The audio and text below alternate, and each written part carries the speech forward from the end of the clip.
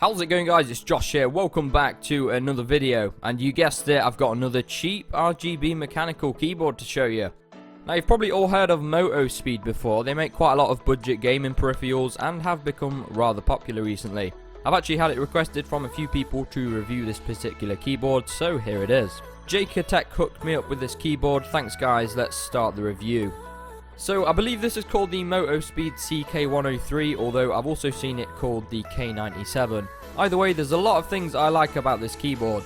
Options wise, I've seen this sold in black and white, although the white version apparently just has white keycaps, which is rather interesting. I've also seen it sold with red or blue switches. I've got the blue switches here. I have only seen it in US layout though, so bear that in mind. Now, for a keyboard that has a metal plate covering the front, it's surprisingly light, and it's pretty thin as well. It's mostly plastic, but that metal plate does add some nice strength to the keyboard. And I really like this lip at the top. It splits up the design a little bit. I think it's boring when keyboards are just completely flat on the front. The Motospeed logo is right at the top of the keyboard in rather big letters. It is in chrome though, and because it is perfectly centered, I actually don't mind it on this keyboard, so you did good there. The overall colour of the keyboard is a gunmetal grey, which again sets it apart quite nicely from other stuff in the market, as you tend to see so many black and white keyboards about. Whether it will match with people's setups or not though, who knows. On the rear of the keyboard we find some rubber pads and retractable feet. No complaints about these, they're sturdy and the feet don't fold back on themselves. I'm going to have to mention it because I know if I don't, someone in the comments will, but the CK103 comes complete with fully gamerized font. The shift key is quite stylized, and so are the arrow keys. I'm still to find a cheap mechanical keyboard with standard font. While I don't mind the font personally, what I'm not so keen on is the lighting profiles on keys 1 to 5. It's got things like COD and League of Legends written on it. It kind of just seems a bit gimmicky, but there we go. Along the top we find all of our standard multimedia function keys. Speaking of the keys, it's got blue switches from Altimu. Now, I really like Altimu switches. Honestly, I don't know why people rave about Cherry MX so much. I know they're like the holy grail of switches, but honestly, you're really not missing out on much by opting for some different ones. They're perfectly fine. These ones are nice and clicky, just as you'd expect. A little bit on the lighter side than some I've tried, but very pleasant for typing on. There is a keycap puller included in the box, which is always useful. The spacebar's nicely stabilised, there's no rattle, which is good. Here's what they sound like.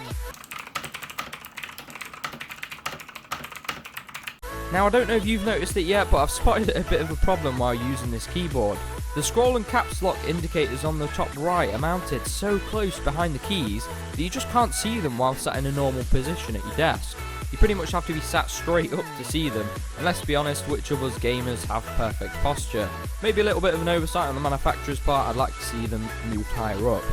So, lighting then, what's this RGB mechanical keyboard got to offer?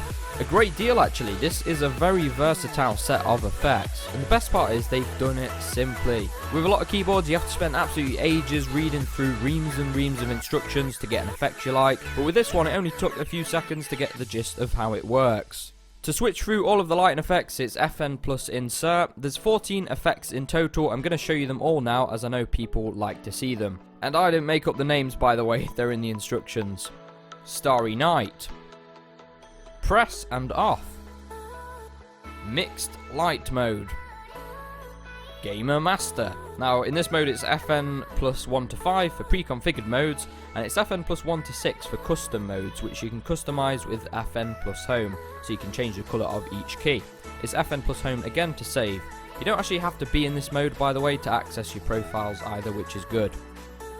Never Ending. Press and on.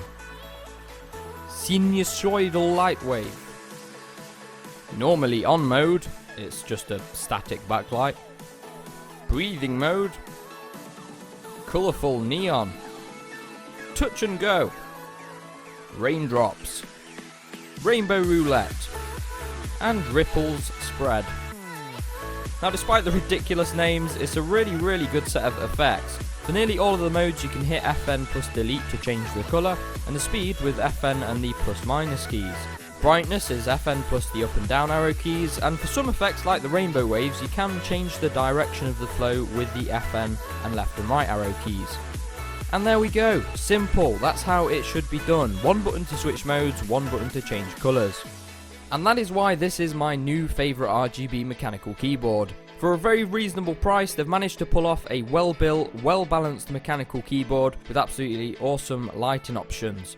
Anyone that's looking for a cheaper keyboard will pretty much have looks at the top of their list, and this keyboard doesn't disappoint.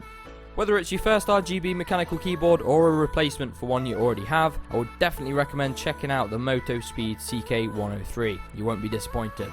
I'll drop the Amazon link in the description if you want to check it out. As always guys, thanks so much for watching today, and I'll catch you all in the next one.